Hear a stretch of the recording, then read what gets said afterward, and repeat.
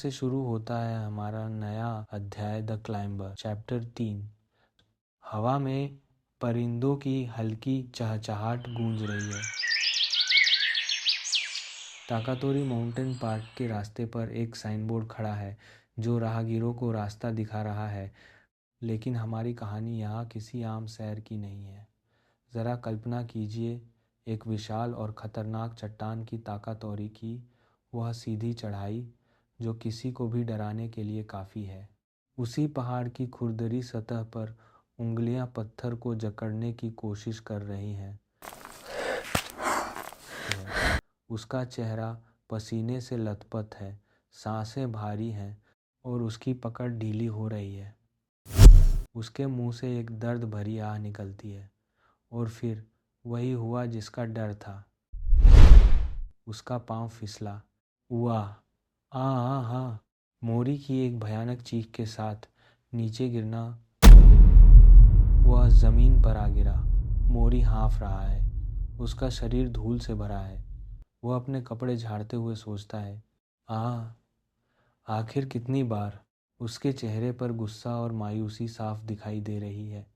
वह इतने ऊंचे पहाड़ को देखकर अंदर से हिल गया है। क्या मैं सच में ऐसी चीज़ पर चढ़ सकता हूँ? वह पहाड़ हर पल पहले से और भी ऊंचा लगने लगा है। अब दृश्य बदलता है स्कूल के स्टाफ रूम की तरफ। वहाँ का माहौल थोड़ा गर्म है। ओनिशी एक कागज़ लिए खड़े हैं और मियामोतो से बहस कर रहे हैं। मियामोतो गुस्से में चिल्ला रहा है, मैंने कहा ना, मुझे नहीं करना। लेकिन ओनिशी उसे समझाते हैं, अरे बाकी क्लाइंबर्स की स्किल्स देखने का ये बहुत अच्छा मौका है, बस जल्दी से अपना नाम लिख दो इसमें। मियामोतो अपनी जिद्द पर अड्डा है, मैं किसी ऐसे बेकार कंपटीशन में हिस्सा नहीं लेने वाला। क्या आपको लगता है कि यूथ का मतलब सबके साथ मिलकर रहना और छाती पर नंबर टैग पहनना है? वह गुस्से में अपने दांत पीसता है। तभी स्टाफ रूम का फ़ोन बज उठता है। ओनिशी फ़ोन उठाते हैं। Yes, Yokosuka north high school. हाँ, मैं समझ गया, मैं अभी देखता हूँ। उनका चेहरा अचानक गंभीर हो जाता है। मियामोतो उन्हें हैरानी से देख रहा है। ओनिशी कहते हैं, मियामोतो, क्या तुम्हें कुछ पता है? अभी खबर आई है कि हमारा एक स्टूडेंट ताकातोरी पहाड़ पर चढ़ रहा है। किसी ने रिपोर्ट किया है कि कल शाम वह मोरी नाम का लड़का वहाँ फ्री सोलो करते हुए गिर गया था। मियामोतो के होश उड़ जाते हैं। वाट! वापस ताकातोरी पहाड़ पर मोरी फिर से कोशिश कर रहा है। फिर वही फिसलना। वह हाँफ रहा है। हाँ। वह थक कर जमीन पर बैठ जाता है। गॉड डैम इट, मैं क्यों नहीं चढ़ पा रहा? मोरी अपने जख्मी हाथों को देख रहा है। तभी उसके पीछे एक साया आता है। यह ओनिशी है। ओनिशी उसे बड़े ठंडे दिमाग से कहते हैं, तुम अभी जैसे हो, अगर तुम पूरी ज़िंदगी भी कोशिश कर लो तब भी तुम इस पर नहीं चढ़ पाओगे। मोरी उन्हें हैरानी से देखता है। वह आगे बढ़ते हुए कहते हैं, अगर वजह जाननी है तो मेरे साथ आओ। दोनों एक दुकान के बाहर रुकते हैं जिसका नाम है बाल्टोरो। यह एक प्रोफेशनल क्लाइंबिंग इक्विपमेंट शॉप है। ओनिशी अंदर जाते हैं। यो मैनेजर, आज थोड़ा जल्दी आ गया। मैनेजर मुस्कुराकर कहता है, क्या बात है, आज इतनी जल्दी? फायर हो गए क्या?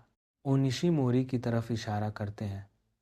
नहीं मैनेजर, क्या आप इस लड़के को कुछ चीज़ें ट्राई करने देंगे? यह बिगिनर है। मैनेजर मोरी को देखते हुए पूछता है, तुम्हारा साइज़ क्या है? मोरी थोड़ा झिझकते हुए कहता है, 26.5। मैनेजर जोर से हंसता है, हाँ। झूठ मत बोलो लड़के, यह तो पक्का 25.5 है। लगता है मर्द अपनी हर चीज़ का साइज़ बढ़ा चढ़ाकर ही बताते हैं। मोरी बेचारगी से बस देखता रह जाता है। मैनेजर मोरी के हाथ में एक जोड़ी जूते देता है। मोरी उन्हें देखकर चौंक जाता है। उन पर टैग लगा है 13-0। मोरी तुरंत पीछे हटता है। मेरे पास इतने महंगे जूते खरीदने के पैसे नहीं हैं।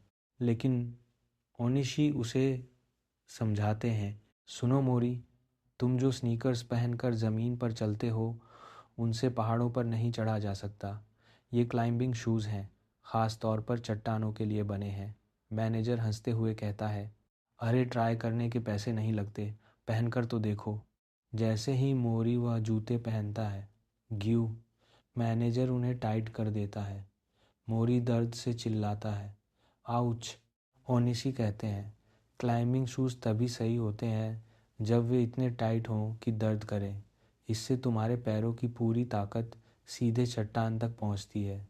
दुकान के अंदर ही एक कस्टम मेड क्लाइंबिंग वॉल है। ओनिशी उसे चुनौती देते हैं, अब जाओ, वह एहसास महसूस करो, सपोर्ट लो और ऊपर चढ़ने की कोशिश करो। मोरी वॉल पर अपना पहला कदम रखता है।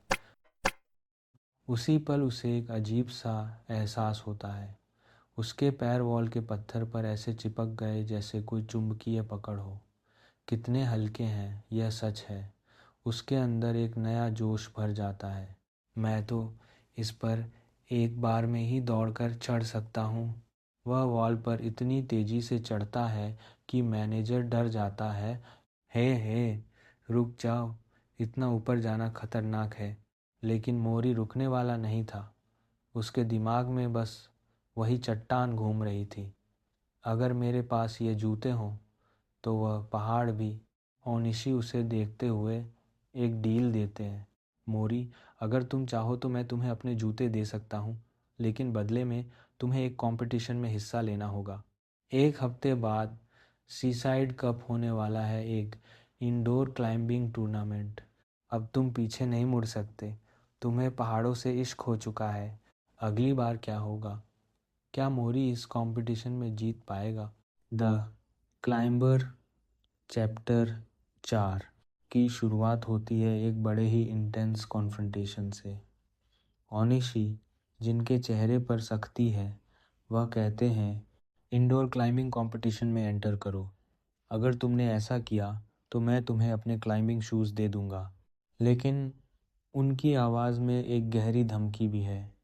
वो आगे बोलते हैं, लेकिन याद रखना, अगले मंडे कंपटीशन तक तुम टाकाटोरी माउंटेन के आसपास भी नहीं भटकोगे। उनका मानना है कि वह पहाड़ फ़िलहाल उसके लिए बहुत ज़्यादा डेंजरस है। उनके आँखों में एक अजीब सी चमक है जो साफ दिखाई दे रही है। वही स्कूल क्लासरूम में पेन चलने की आवाज़ गूंज रही है। टीचर अनाउंस करते हैं, सिर्फ 5 मिनट्स बचे हैं। सभी स्टूडेंट्स जल्दी जल्दी अपना पेपर ख़त्म करने में लगे हैं। वही मियामोटो मोरी को गौर से देखते हुए मन ही मन कहता है, कह, तो यह लड़का असलियत में एक रियल नर्ड है, हाँ? बेल बजती है और टीचर चिल्लाते हैं, alright, times up. Class committee members को पेपर कोलेक्ट करके स्टाफ रूम में लाने का ऑर्डर दिया जाता है।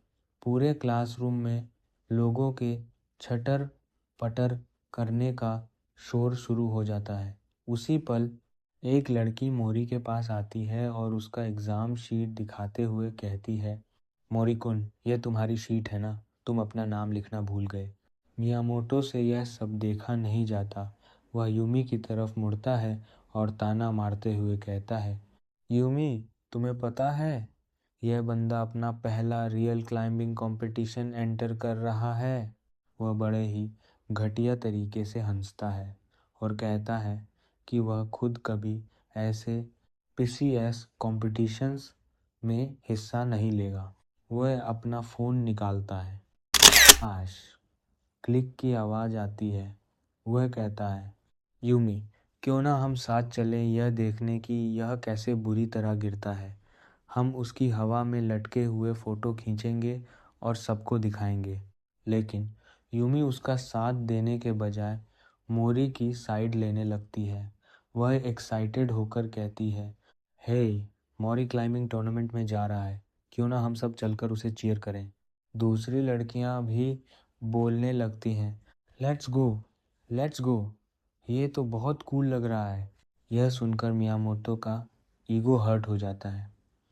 वह गुस्से में पागल हो जाता है। वह कुर्सी झटक कर उठता है और मोरी का कॉलर पकड़ लेता है। उसके चेहरे पर गुस्सा साफ दिख रहा है। वह चिल्लाता है, तुम्हें क्या लगता है सिर्फ एक फ्लूक की वजह से तुम उस ओवरहैंग पर चढ़ गए तो तुम क्लाइंबर बन गए? तुम जैसे लोग 1 मिलीमीटर चढ़े बिना ही नीचे गिरेंगे। मियामोतो मोरी को जोर से धक्का देता है। मोरी बिना कुछ कहे वहां से निकल जाता है। यूमी पीछे से आवाज देती है, मोरी कुन, लेकिन वह नहीं रुकता। मोरी स्कूल की छत पर जा खड़ा होता है। ऊपर से ताकातोरी माउंटेन साफ दिख रहा है। वह अपना हाथ हवा में ऐसे उठाता है मानो वह उस पहाड़ को महसूस कर रहा हो। उसके मन में सिर्फ एक ही बात है, मुझे कंपटीशन की परवाह नहीं, मुझे बस वहां पहुंचना है। उसी वक्त स्टाफ रूम में उनिशी मोरी की एग्ज़ाम शीट देखकर दंग रह जाते हैं। दूसरा टीचर कहता है, यह स्टूडेंट मोरी सच में अजीब है। इसकी एग्ज़ाम शीट की बैक साइड तो देखिए। ओनिशी शौक में चिल्लाते हैं, यह तो शीट पर कुछ आंसर्स नहीं बल्कि ताकाटोरी माउंटेन का पूरा रूट मैप बना हुआ है। सेंसी को समझ आता है कि मोरी छत पर खड़ा होकर क्या कर रहा है। वह हवा में हाथ चलाकर क्लाइंबिंग की प्रैक्टिस कर रहा है। ओनिशी हैरानी से कहते हैं, वह अपने दिमाग में टाकाटोरी माउंटेन चढ़ रहा है। इसे इमेज क्लाइंबिंग कहते हैं। वह एक बार देखा हुआ रास्ता पूरी तरह याद रख सकता है। ये लड़का क्रेजी है। वहीं दूसरी तरफ जिम में मियामोटो गुस्से में भरा हुआ वर्कआउट कर रहा है। उसकी मसल्स फूल रही हैं। उसकी सांसें तेज हैं। वह मोरी के जुनून को देखकर डर भी रहा है और चिढ़ भी रहा है। वह गुस्से में अपना हाथ दीवार पर मारता है, मैं दिखाऊंगा कि हम दोनों में क्या फ़र्क है। अगर आपको एक्सप्लेनेशंस पसंद आया तो लाइक, कमेंट और सब्सक्राइब करिएगा और आगे के चैप्टर्स के लिए जुड़े रहे सौम्यो सेनकई के साथ। धन्यवाद।